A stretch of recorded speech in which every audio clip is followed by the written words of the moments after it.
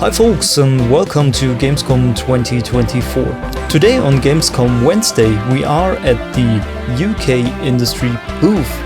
There we were able to see the title Rise of Industry 2. Developed by SomaSim and published by ChainsawGaming. The game is due to be released next year and the public demo is planned for October this year. We received the gameplay demo with an explanation and of course we don't want to withhold it from you. So have fun with the video and please excuse the noisy trade fair environment. Okay, so once you get into the scenario, you can pick between a choice of investors, and these investors offer you money in exchange for goals you can complete.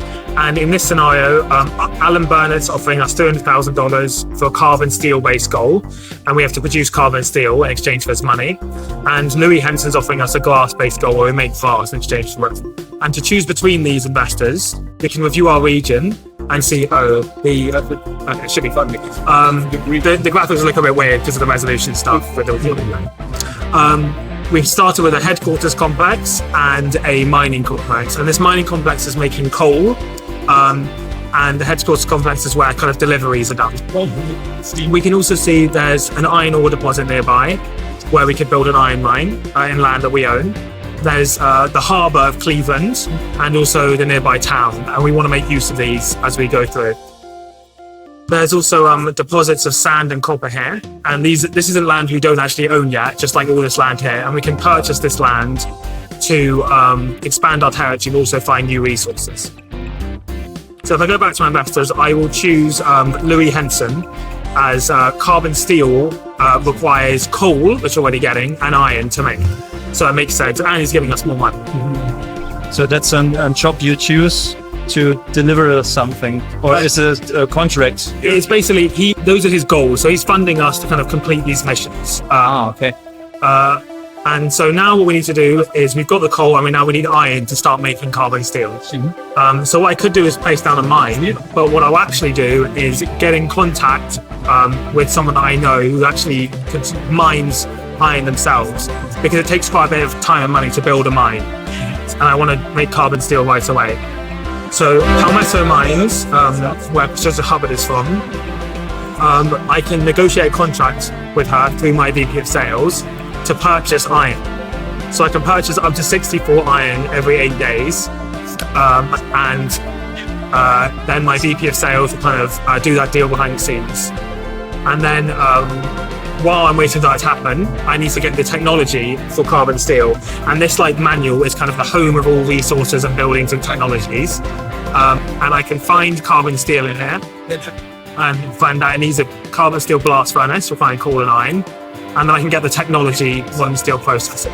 And this will allow me to make carbon steel. And fortunately I have enough due to the reserves I took on, and I'll keep building up my research points because of my corporate strategy. And now that we've got our contract finished, we're actually getting 15% cheaper deal, 15% off, because we have a past relationship with them.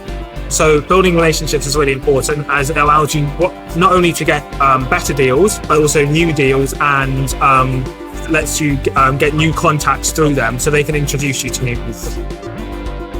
So now that I've got the technology, I can build a metallurgy complex. So this is the borders of the complex where everything has to go within. I'll build my central office, which is like the hub of the operations, where everything is kind of works well. So you first select the region, yes, and you build within where it. they operate, yes. And then you can. And all of these will work together within it. Okay. So I will build my carbon steel blast furnaces, where the carbon steel will be made. And I need to hook everything up with these access roads, which allow stuff to travel and also just communicate within the complex. And I'll speed up the game speed so everything builds up. I'll also need storage, so industrial storage for my carbon steel, and you can also store things like wires or jet engines if you're making planes with them, and a mineral storage for raw materials like coal, iron, silver, silicon, stuff like that. So yeah, I need to cover all those roads, and then I'll also need loading facilities where the goods will be shipped in and out of, and one for minerals and one for industrial. Can the buildings rotate? Yes. Yeah. Okay. And so the last thing I need is power and water. So I need to build a power connector and a water connector. And I hook these up using the roads as well. And then what I'll actually need to do is hook them up to my grid here, where I'm producing power and water. Okay. So currently, I'm getting power from a regional provider, so I'm paying them for power and water. But later on, I'm going to want to produce my own power, and I can use the coal from my coal mines for coal power plants, and I can find like water storages on the map and extract the water and make my own water. So we've actually got a pop-up from our executive assistant, and they got in touch with my investors, and I can get a series of options. So what I can do here is get basically a mission which will relate to my goal that I'm trying to complete. And this is like a shorter term mission, and I should pull up in a second here. A short term mission that I won't pull up. Not sure. A short term mission which will is like guiding me towards my larger goal. And if I do that, I'll get a bit of extra funding, as well as just like guidance towards it. So now that I've got my complex up and running, I need to deliver the coal from my mine to the metallurgy complex. And I can see here. So you need to do transfers. I can see here that I'm making these 2 tons of coal and 4 tons of iron each. So I get 4 coal, and I will deliver the iron that's being dropped off in this headquarters complex. Wow. So there will be lots of micromanagement in the future if you have several plants. Yes. Okay. And I'll get the iron delivered here as well. And then, once that's all been delivered, these will start working once everything's in. I love the details. Yes, there's a lot of details. And when it's daytime, you can see a lot more workers and things. So now these are producing carbon steel, which is popping up in my warehouse. And the last thing I want to do is actually be able to sell the carbon steel. So I will get my VP of sales to get in contact with someone. And I know Mercury Automotive Systems, who make cars parts, and they want to buy carbon steel, glass and metal foils. So I can sell my carbon steel to them 24 every 6 days to them. And once again, because I've got a client relationship, I get a slightly better deal. And that will come in a sec. Do you have problems in the future with roads being filled too much? No, so there isn't transport issues within your own roads, but basically you have to pay for the delivery costs. So that's like too many deliveries might cost money. So you don't have to do any traffic management, just in the street. Okay. A lot of the management's to do with relationships and contracts and things like that instead. So you start the contract, and what I'll need to do actually is deliver my carbon steel as well to the headquarters complex where it's going to be picked up. So I'll deliver 4 a day from here to here. And then from then on, the contract will keep rolling and I'll just get money in and I won't have to do anything else. Great. Unless something goes on, but it should. So now also I've been contacted by the mayor of Cleveland because I've arrived in the region, and they want to help me out as we'll be working together, so I can get a series of options, research points, money, things like that. And I'll just take the money for now because I want to make sure I stay in the green and get my industry built. But I am also going to want to invest back in the town so there's enough housing for all my workers. And if there's not enough housing, then my workers will be unhappy, and we will incur production penalties. So you also have kind of town building. Yeah, you basically invest in the town and it builds itself, but it will build on its own as well. Okay. And also, you can see here there's actually a boat coming in from Argentina, and they will buy carbon steel and sell silver and bottles. So we can sell our excess carbon steel to this boat. And later on in the game, you can actually get specific boats to come in. You can ask your VP of operations or new members of staff to requisition specific boats.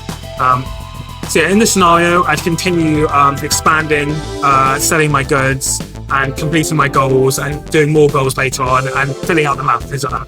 So what I'll do now is I'll go to a scenario where I've got more stuff built up.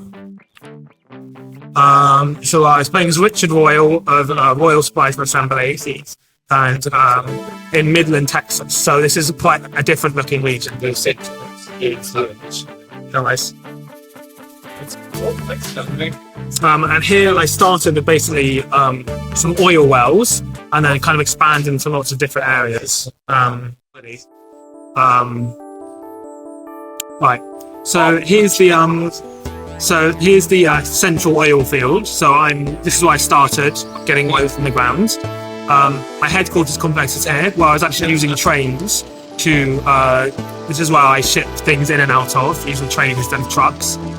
And what I did, I'll actually put it that way, is this chemical production complex. So I use my oil to create things like rubber, plastic, chemicals, paint, things like that. And using that plastic from here, I created toys using these toy factories in the housewares complex. So that made me a lot of money selling the toys.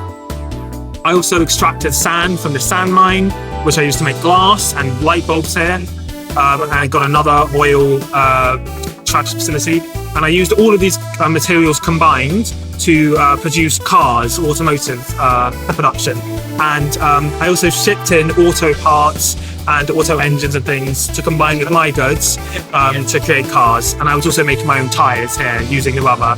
I guess you can zoom in and see the tyres being made. And to power all of this, I was mining the uranium from these uranium mines nearby that I set up, and moved the uranium using these conveyor loading facilities. This is a good way to move a lot of materials, and it's quite costly, but it's very efficient. Over to this nuclear energy plant, where I enrich the uranium and power. You can get power. So you're also refining the raw products. And the unfortunate thing with nuclear energy is that you actually create a lot of nuclear waste, which you have to kind of store or get rid of, dump. And you can build like a dump complex to kind of stash all of that. And I was getting my own water from here in this shed water, these water reservoirs. And finally, the last thing I've been doing is building this high-tech complex. So I'm making computers and circuit boards and microchips. And I wanted to make these here because, speeding up there, because I have an airport nearby, and this is a great place to sell kind of expensive but low weight goods. So I can use the airport to kind of ship computers and microchips worldwide, stuff like that. And I'll just keep expanding my industry, making new products, etc.